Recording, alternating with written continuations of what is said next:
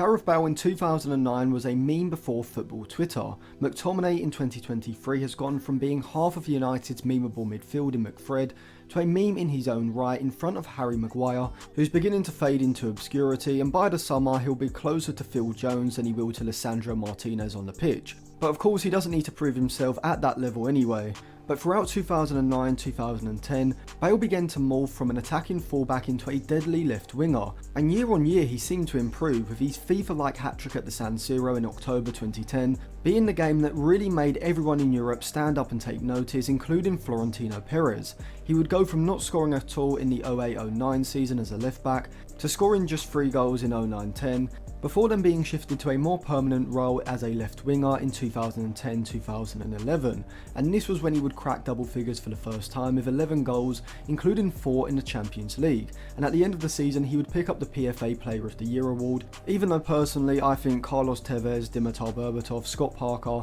Samir Nasri and even Charlie Adam were better than Bale that season, but it was 2011-2012 when Bale moved up another level to accompany his move up the pitch, hitting double figures for goals and assists in the Premier League and finishing the season with an impressive 13 goals and 17 assists in all competitions. But it was the next season in 2012-2013 when Gareth Bale would write his name into the football history books. But before we get into that, does this mean that McTominay up front could result in him hitting 20 goals and being the best player in the Premier League over the coming years? Probably not, even if he was able to go from a lumbering central midfielder to a clinical forward. During his first season at Tottenham in 07-08, Bale had shown signs of his powerful dribbling, explosive speed, composure in front of goal and long-range shooting that we as football fans would become accustomed to seeing almost every week during that famed 12-13 season. And to be fair, McTominay was a striker originally in the Manchester United Academy, and so it might not be as radical a transformation as first perceived. With McTominay over the international break reminding everyone that his previous finishes over the past few years weren't just flukes, Weghorst finally beginning to fall out of form despite a promising start,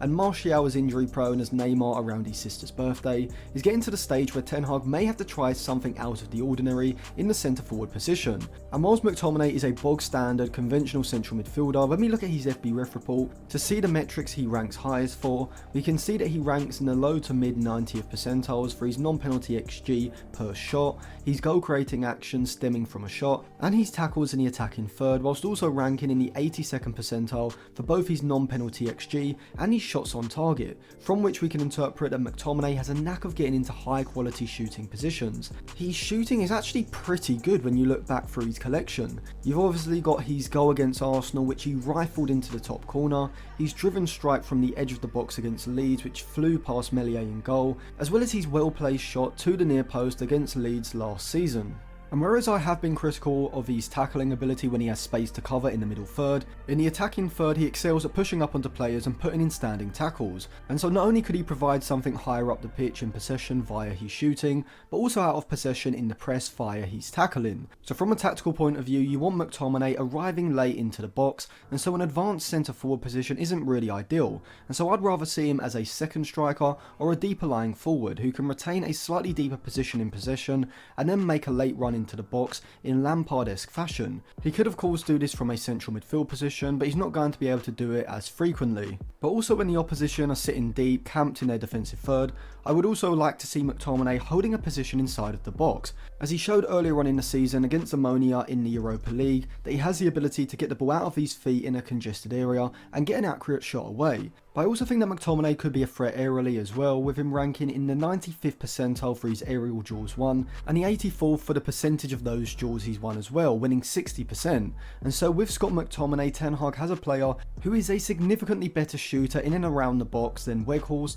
and would provide the work rate and tackling ability that Weghorst also offers. And as well as this, he could also give United the aerial threat in the box that would give them another route to goal. In central midfield, we know that McTominay struggles with making forward passes frequently, but playing as a forward dropping off from the forward line, he wouldn't have this problem, and would only have to lay the ball off for the on-run in midfield, which is obviously a part of his game that he is going to need to develop. And so in this United side, I would experiment with McTominay as a centre forward, dropping off to link the play and allowing the likes of Fernandes and Sabitzer to move into the space ahead of him, before looking to attack the box in the final third, and then if the ball doesn't come his way, he can then hold a position inside of the box as a natural striker would. But beyond this season, I could see McTominay becoming a decent top half Premier League striker, in the same way that Mikel Antonio was able to do, but I don't think he's going to blossom into a world class player as Bale did in 2012-2013, scoring 21 goals and making 8 assists in 33 games in the Premier League, where he was clearly the best player in the league that season, winning the PFA Player of the Year